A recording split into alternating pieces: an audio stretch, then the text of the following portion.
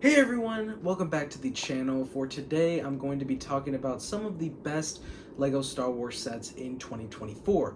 With it already being November as of today, 2024 is close to being over. And with all the LEGO sets that have already released this year, I wanted to talk about some of the best ones that have came out in 2024. As you can see, some are here on my table, but not all, as my table is pretty small, so there are some big sets that take a majority of the space. So I want to give my thoughts overall on the year of LEGO Star Wars and just highlight some of these sets that I own and I think are some of the best of this year and that I would recommend for anyone to get. So without further ado, let's get into the video. So the first set I will be talking about is the Star Destroyer, which was one of the 25th anniversary sets as it came with Cal Kestis as the 25th anniversary minifigure. Very awesome character to get, but I really love this Star Destroyer. As this being my first ever Star Destroyer, I was pretty satisfied with this build. Yes, it is a bit smaller than previous, but it definitely is more detailed, especially in the exterior area. I also really like the minifigure lineup, getting a bunch of Imperial personnel. Of course, you get Darth Vader. It has a pretty spacious interior with a bunch of consoles and details that you can fit pretty much every minifigure that comes in this set. So this is such an amazing playset with a bunch to offer. I'm a very big fan of this set, and I definitely recommend anyone who doesn't own this set to definitely go pick it up. It is just very detailed, has an awesome interior, and a great minifigure selection.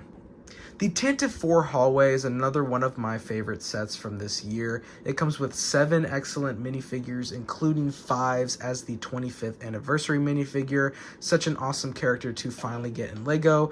He does have his faults, obviously, with the printed waist cape. I don't know why LEGO still does that. It's obviously better to get the actual physical waist cape. It comes with 2 Rebel Troopers, Captain Antilles, 2 Stormtroopers, and Darth Vader to play out an iconic scene at the start of A New Hope. I also really love the way LEGO did the wall detail for the Tantive 4. I really just do love this hallway. And then even the door is a printed piece and it opens just like that to show the fiery explosion damage that the stormtroopers do when they infiltrate the hallway. So this is a very fun little play set, and LEGO does have the option to buy 2 and you can connect them to make an even longer hallway, which I've yet to do, but I definitely want to do in the future. And of course it comes with every minifigure necessary to fill out this hallway and do that battle scene. I think this is just a very fun playset to have fun with, and it also is kind of a mini army builder. You know, you get some Rebel troops and some Stormtroopers, and then you get some very awesome characters as well. So overall, I think this is just a great set. Up next is the Desert Skiff and Sarlac Pit. You get an amazing Sarlac Pit, definitely the best one LEGO has ever done, as it just has an awesome exterior and you can even see the inside. We'll get a little bit more in-depth in that, but you also get some excellent minifigures. This is another 25th anniversary set, as the minifigure is Nine Nub, who, like the others, is an awesome character to get in LEGO Star Wars. Finally, such an excellent head mold. But also the minifigure, very awesome as well, especially this Luke Skywalker, definitely my favorite of this set. Such an awesome Luke Skywalker. Of course, there is Boba Fett. This is actually the Empire Strikes Back version of Boba Fett, so it's inaccurate to this set, as this set is from Return of the Jedi, so I don't know why LEGO didn't make the accurate version.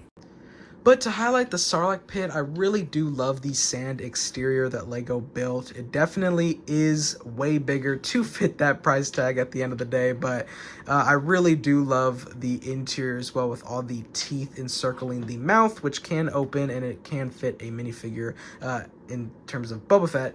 And then you can even move its little tentacles. And then I also really like the Desert Skiff as well. It's very well detailed, looks very awesome. The front definitely could have been a little bit more longer and flat to look a little bit more accurate to what it looks like in the movie, but it still does look very good. And then I really do love the way the platform comes out for Luke to stand on.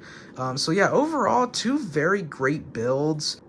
I still really do like this set, and I do like what it comes with, especially the minifigures, and I really do love that Sarlacc pit as well. Up next is Darth Maul Sith Infiltrator. This one is also another 25th anniversary set, coming with Saw Gerrera, who is an excellent minifigure as well as all the others, very detailed. But I overall really love this ship as well. Like the Star Destroyer, it definitely is smaller than previous iterations of the Sith Infiltrator, but more detailed. I really overall like the design of this ship. I like all the detail and especially this cockpit area, the way it opens up. It opens up so smoothly to reveal the small little interior and Darth Maul's little speeder bike, which he can sit on and pilot the ship. And then it closes up pretty satisfyingly as well. There are some printed pieces, which is very nice, and just I overall really love the build and design of the ship. There are a couple of flaws, like this nose area. It definitely looks too bulky because the ship is very sleek and smooth in the movie, but this one definitely does look a little bit too bulky in the kind of mid-section.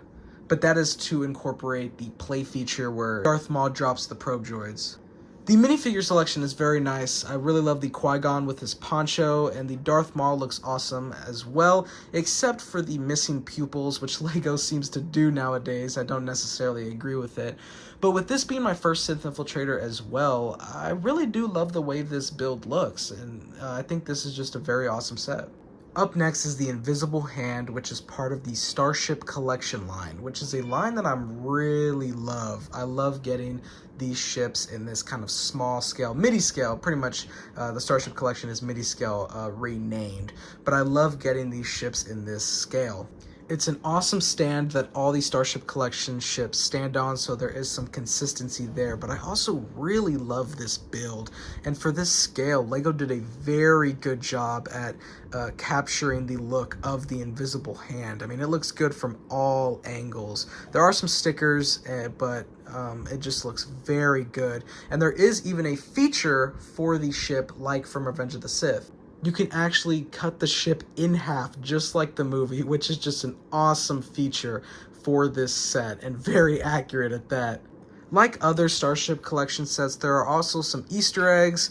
In the hangar bay, there is an MTT on the left side, and there is a dark red and yellow round tile to be Anakin and Obi-Wan Starfighter. So that's just very awesome, and I love when LEGO incorporates some of those little Easter eggs from the movies. But yeah, I really want more of this Starship Collection line. I want to collect them all because I just find it so awesome to get these ships in this form. And the last set is the Dark Falcon. I really love this set. I love the minifigure selection. This specific build is from the Rebuild the Galaxy, which is a short series on Disney Plus, and it's all about, I think, an alternate timeline. I could be wrong about that. I haven't checked it out, but I definitely am going to. But, you know, having a show like that brings possibilities and opportunities for a set like this. You know, a Dark Falcon, a Dark Side Falcon, and then of course you can already see the minifigures with a Jedi Vader and a Darth Jar Jar. So it's awesome to get an opportunity like this in Star Wars and in LEGO as well. I also really love the Falcon itself. It's very detailed, and I also really love the black and red color scheme for it. It looks very menacing. I also love the little Death Star laser instead of a radar dish. Very nice there. And it's got an expansive interior which has tons of space and little play features and rooms to set up all these minifigures in. I love this interior. It is just so big. I definitely recommend this set. This is also my first ever Falcon. Yes, it's not the true Millennium Falcon, but it pretty much is the same, just with a recolor and a couple of different exterior details as well. But it's still a very awesome set. And like I said, you get all of these minifigures who are basically alternate versions. You know, Jedi Vader, Darth Jar Jar, Bounty Hunter C-3PO. You get Darth Rey, Darth Dev, who is an original character to the series, but he looks very awesome, very detailed. So yeah, this is just a very awesome concept brought to life with LEGO, and it does a very good job at that. My overall thoughts for this year is there were a ton of amazing sets. I think this was a very good year for LEGO Star Wars, especially with it being the 25th anniversary and getting all these 25th anniversary minifigures to collect through all these various sets. I like that concept, and I would like LEGO to do that again for future anniversaries. But yeah, this year had a pretty stacked cast of sets, especially the Star Destroyer, the Dark Falcon, definitely two of my favorites in my collection.